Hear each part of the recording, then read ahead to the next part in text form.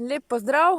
Ja, danes se sprehajamo spet malo po travniku na tak lep sončen dan in sem našla eno rastlino, ki je res, bom rekla, v zadnjem času že zelo redko jo najdemo na travnikih.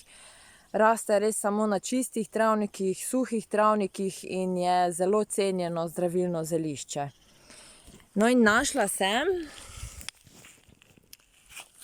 da se malo lepše posname, evo, tavžentroža. Tavžentroža je zelo cenjena rastlina. Najdemo jo, kot sem povedala, na suhih travnikih. Ne raste več tako pogosto kot včasih, predvsem zaradi tega, ker jo nepravilno ljudje nabirajo. Nabirajo jo pa predvsem tako, da jo kar pulijo, celo trgajo, namesto da bi se rezali samo zgornji deli rastline. Poleg tega se nabira kar kot celo rastišče, kot nekako že skozi omenjam tisto etiko nabiranja. Torej nabiramo rastline toliko, kolikor jih rabimo, in pa seveda določen del rastlin, rastišča pustimo, zato da rastlina naredi svoj življenjski krog, torej da pride do semen in se razmnoži za naslednje rodove, bomo rekli. Tavžentroža, že samo ime se pove, da je zelo zdravilna in cenjena in se uporablja za različne vrste bolezni. Najbolj se uporablja pri obolenjih prebavnih organov, vročinah. Uporabna je tudi kot sredstvo za zniževanje telesne temperature. Nekako se vsa ta spoznanja, ki jih imamo v ljudskem zdravilstvu, še vedno, bomo rekli, ta današnja farmacija je ne priznava najbolje, čeprav se kar tudi v farmaciji dosti uporablja. Torej, uporabljamo jo tudi pri kožnih izpuščajih, pri raznih, kako naj povem, pri slabokrvnosti, pri slabih živcih, pri nekako splošni slabosti in pa kadar se počutimo zelo izčrpano. Torej, kadar pač rabimo več energije.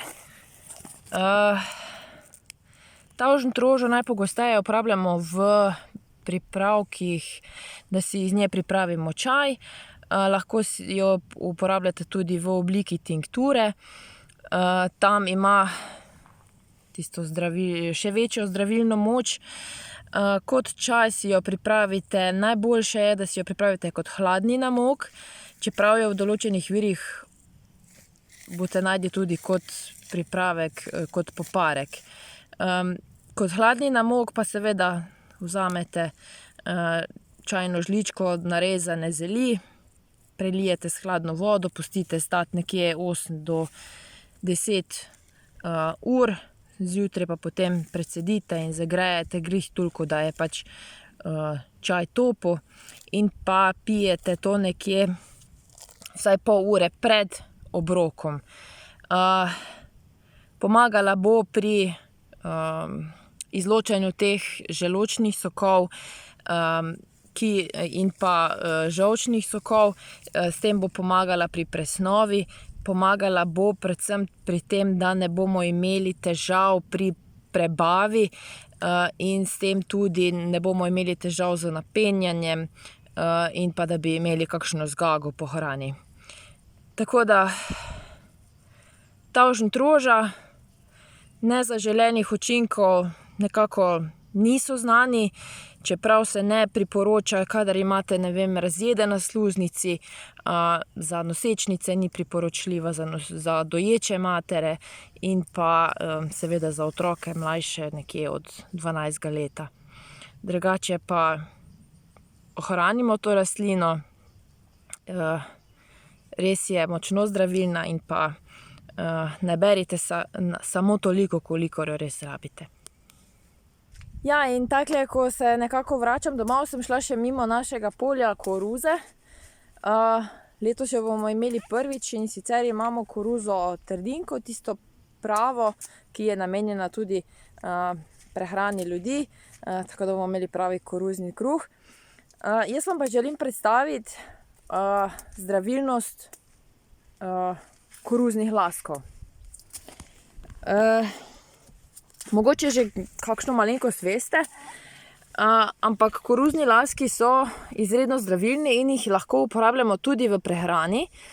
To pomeni, da jih lahko uporabljamo tudi sveže koruzne laske. Vsebujejo veliko vitamina, predvsem vitamina C, drugače pa jih lahko naberete in jih posušite in jih uporabljate za čaj. V čaju pa so zdravilni predvsem zaradi tega, ker imajo močan diuretični učinek. Pomagajo pri ledvičnih kamnih, če se nam nabira pesek v ledvicah, torej da nas peče, kadar gremo na stranišče.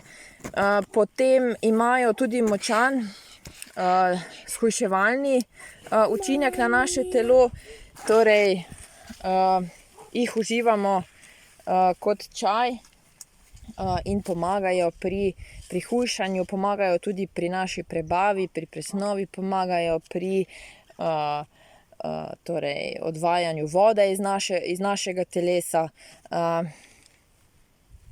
Naberemo jih, ne tiste rjave, tisti so že res preveč, bomo rekli, taki zreli, no, ampak naberemo jih takrat, kadar po oprašitvi koruze, takle na te mlade koruzne laske, jih posušimo in jih potem uporabljamo kot čaj, pripravimo kot poparek in spijemo nekje 2 do 3 skodelice na dan. Če pa želimo nekako še bolj imajo tudi tak pomirjevalni učinek na naše telo, in pa če želimo nekako še povečati njihov učinek, pa dodamo lahko še šentjanževko in pa baldrijan.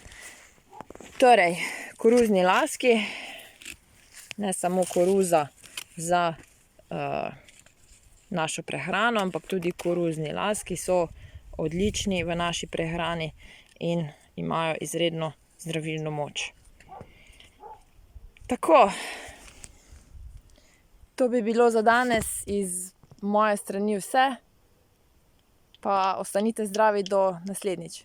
Lep pozdrav!